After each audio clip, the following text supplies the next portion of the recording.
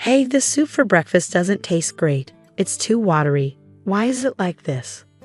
Yeah, it's not that good. Can you make it thicker? But remember, I need to be careful with salt, as the doctor said. Who cares about that? I really like strong flavors. The one who always complains about food is my mother-in-law, Mill. She always wants food with lots of seasoning, but she's overweight and has almost diabetes. Her doctor warned her, but she doesn't seem to care and adds extra seasoning to everything I cook. I was shocked by how much salt and pepper she added to the soup I'd made carefully. Even though I use salt and seasonings with less salt, it seems like it's never enough for her. I worry she might get really sick if she keeps eating like this. Honestly, I wouldn't be too upset if something happened to her. Mill seems to enjoy making things difficult for me. She's always complaining and being mean. My name's Alice, I'm 29 years old, and I work while also taking care of the house. I've been married for 3 years, but we don't have any kids. The problem is that I can't have children, and Mill never lets me forget it. You're worthless as a woman if you can't have children. You're broken, she'd say. You should be thankful just to be allowed in this house. You're right, I am broken because we've tried so many times and I can't have kids. Talk about getting a bad deal. Ha, how can you say that? My husband laughed. Well, because a woman who can't have kids is done for, Mill added. You're right, Mom, my husband agreed. That I'm broken. I really want a baby. I've been going to the doctor while working, trying everything, but nothing's working. It's exhausting both physically and emotionally. So I've decided to stop the treatment. It's also expensive, and it's hard to keep going for years. My husband used to say spending money on fertility treatments was pointless. But he also pushed me to get pregnant quickly. Why bother pressuring me? I can't get pregnant just because you want me to, I thought to myself. After giving up on treatments, I thought about being happy with just my husband and me. But my mother-in-law still hoped for a grandchild to tease me about. She even bought diapers and proudly showed them off. Look, I got diapers, she said excitedly. You'll need them one day. Haha, aren't those a bit small for you, Mel? I joked back.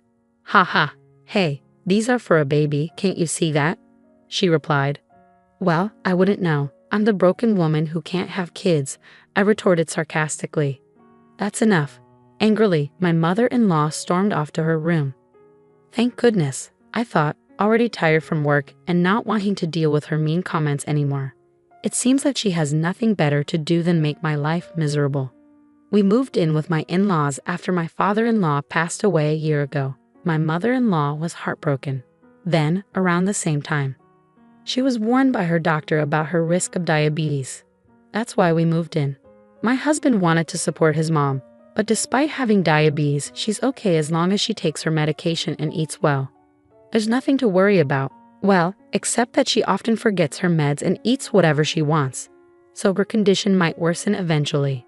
Even if that happens, I really don't want to be responsible for taking care of my mother-in-law. I'm still working and really busy. Taking care of in-laws in my 20s? No thanks. The next day was my day off, so I was doing chores around the house. My mother-in-law, who usually just sits on the sofa snacking, suddenly got up and went into my room. I didn't want her in there, but my hands were full, so I didn't say anything. I cleaned your room for you, she said. Thanks, I replied, feeling suspicious. Maybe I should switch rooms with my husband. You know, if you leave your room messy, you'll attract bugs, she chuckled.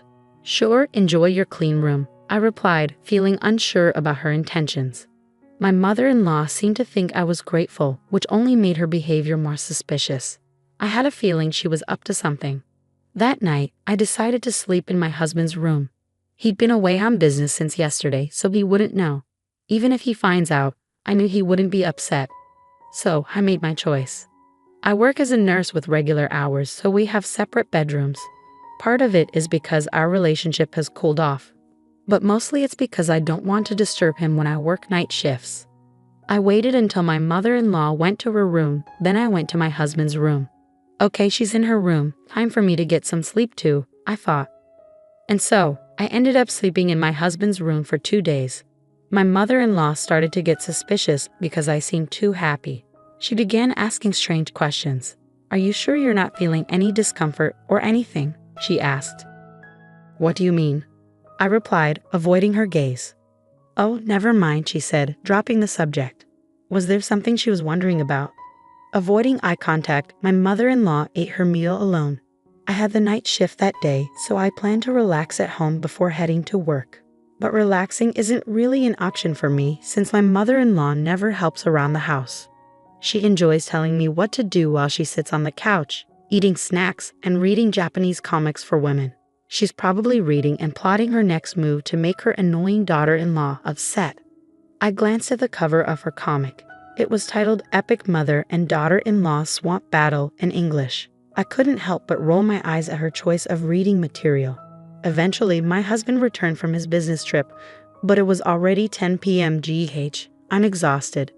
I'm going to take a bath, he said. Sure, I'll heat it up for you. Have a beer while you wait, I suggested. Thanks, I will. Oh wait, it's not safe to drink alcohol before taking a bath. Okay, I'll have a non-alcoholic beer then, he reluctantly agreed, listening to my advice about the dangers of mixing alcohol and hot water. You'd think he'd know better. Even saunas have signs warning against entering if you're drunk. But no, common sense isn't so common for him or my mother-in-law. After that, my husband took his bath and started singing loudly. We live in a single-family home, but singing at this hour, our neighbors won't be pleased. La la la la la. Hey, you're too loud, I said. Shut it. You're the one being loud, he retorted. I quietly warned him to stop singing, but then my mother-in-law came into the bathroom area to join in. Joaquin is just trying to enjoy himself singing. What's wrong with that? She said. What? You really don't know how to treat your husband, do you? Always so inconsiderate and complaining, my mother-in-law scolded me. Hey, I'm not the one always complaining, Mill, I replied. Talking back, huh? You're definitely not cute. Not that you're a beauty to begin with, she sneered. That's okay with me. I probably look like a knockout beauty in some other country, no worries, haha. After that, my husband got out of the bath and started drinking. It was already 10:30 p.m., and I needed to leave for the hospital where I work. Even though it's close by, there's a lot to do, so I have to leave early. Oh, by the way, I've been sleeping in your room. Would you mind sleeping in mine tonight? My clothes are all over, I mentioned to my husband. Sorry, sure. Doesn't matter to me, he replied. Okay, I'm heading out then. Take care, I whispered to my husband so Mill wouldn't hear. Just as I was about to grab my bag and leave, I heard my husband let out a loud groan. What? Joaquin. He was curled up on the floor, holding onto his leg and moaning. He looked like he was in a lot of pain. Mill's face turned pale, and she started to panic. What's happening? Speak, she demanded. He couldn't say a word, no matter what I asked. There was no response. I felt like I needed to do something, but then I noticed something strange. The floor was unusually slippery. Even though I was wearing socks, it felt like I could easily fall. What on earth is this? I exclaimed. Joaquin, Mill, what did you do? I didn't do anything. It's not my fault, Mill protested. Blaming my mother-in-law wouldn't solve anything at that moment, so I immediately called an ambulance. My husband was taken straight to our hospital, and work was the last thing on my mind. Even after we arrived, he kept clutching his leg, visibly sweating in pain. It hurts so bad, Joaquin. Hang in there, please, I pleaded. Thankfully, a doctor was able to examine him, and he seemed a bit relieved. His leg was indeed broken, just as we suspected. It was a 5th metatarsal fracture, which made sense given how he slipped on that slick floor. His foot was visibly swollen. Usually, people get this kind of fracture by tripping or putting too much weight on it. Speaking from my own experience, I twisted my ankle falling downstairs years ago. I heard a loud snap, and the pain was unbearable. I was also diagnosed with a 5th metatarsal fracture. I was lost in music while walking downstairs, so it was quite embarrassing. I even lied to my close friends about it. Since his fracture didn't need hospitalization, my husband could come home. I was supposed to work a night shift, but my nursing supervisor insisted that I take the night off. It wasn't life-threatening, but I guess she was genuinely worried. I survived, but now I've got a fever, my husband remarked. Well, you broke your leg, so getting a fever isn't surprising. But why was the floor so slippery? Maybe we should ask Mill about that, huh? I suggested. Hey, what did you do to the floor in the room? I confronted Mill. Well, the floor was slippery. That's why I slipped and fell. I could have seriously hurt myself, my husband interjected. That room is for my daughter-in-law, so I greased the floor. What? I was hoping she would slip, so I put a lot of grease on the floor. I never expected you to go in there and slip, Mill confessed. Ah, unbelievable, I exclaimed. It turns out my mother-in-law intentionally greased the floor to make me fall. She had claimed to have cleaned the room, but her actual intention was to harm me. I'm furious. If I had entered that room, I could have been seriously injured. Breaking a leg would be the least of my worries. Hitting my head could have been fatal. My mother-in-law's actions are practically criminal. You're despicable. You're not even family to me anymore. I got seriously hurt because of you. I'm going to the police, I declared. Wait a minute. I didn't directly cause any harm, did I? Your wife is the one to blame. She told you to enter her room, didn't she? So this is all her fault, Mill retorted. Shut up. That's not the point. You're getting arrested. My husband furiously dialed the police. My mother-in-law tried to snatch the phone away but couldn't overpower him, even with a broken leg. My husband was desperately holding onto his phone, talking to the police. I couldn't help but wish I was at work, or even at the hospital, instead of dealing with this mess. Neighbors will eventually hear about this horrifying situation. Since she almost injured me too, maybe I should also involve the police. We don't know for sure, but she might be charged with attempted harm.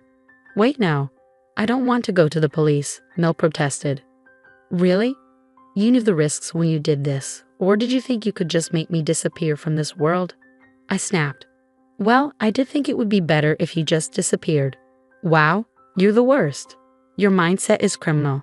Personally, I wish you'd just stay in jail forever, Mill sneered. Let's get a divorce, I declared. What? I can't keep living like this. If I stay in this house, I might actually be in danger one day. I'm too scared to live with that. Plus, I can't tolerate your lack of morals anymore, I explained. Wait, please don't say we'll divorce over this, my husband pleaded. Over this, you belittled me, called me defective. Do you even realize how much that hurts? I can manage without you just fine, I stated firmly. No, I need you. I was depending on your income. I even signed a new car contract. I finally got the Toyota Century I always wanted from Japan. My husband protested. I don't care anymore, I said, feeling determined. I managed to clean the slimy floor and quickly packed my belongings into a bag. I stuffed more into my carry-on, took off my wedding ring, and placed it on the table. While searching through a shelf full of dishes, I thought about bringing the divorce papers. Ah, found it. The divorce papers you wrote before. Remember how you wrote that if I can't have a child within 2 years, we divorce? Thanks, I can't have children now, so let's divorce, I declared, holding the papers in my hand. You must feel relieved now, I added.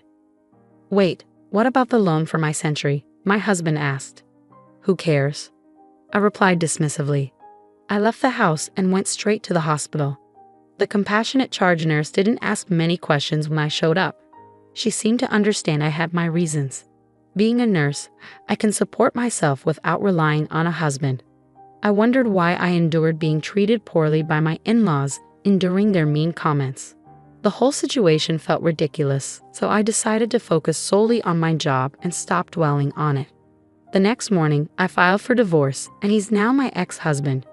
Given the emotional pain he caused me, I consulted a lawyer about getting compensation.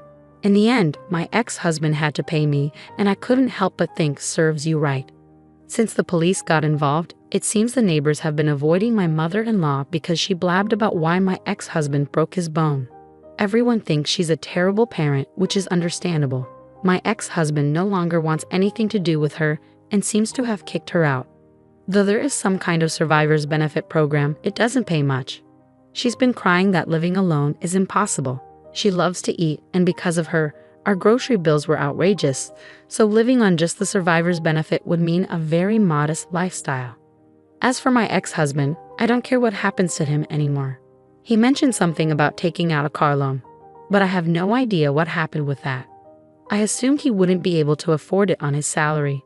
He took me for granted and thought I would contribute money too, which annoyed me so much. Even though he's not particularly wealthy, he's the type to buy a new car without thinking.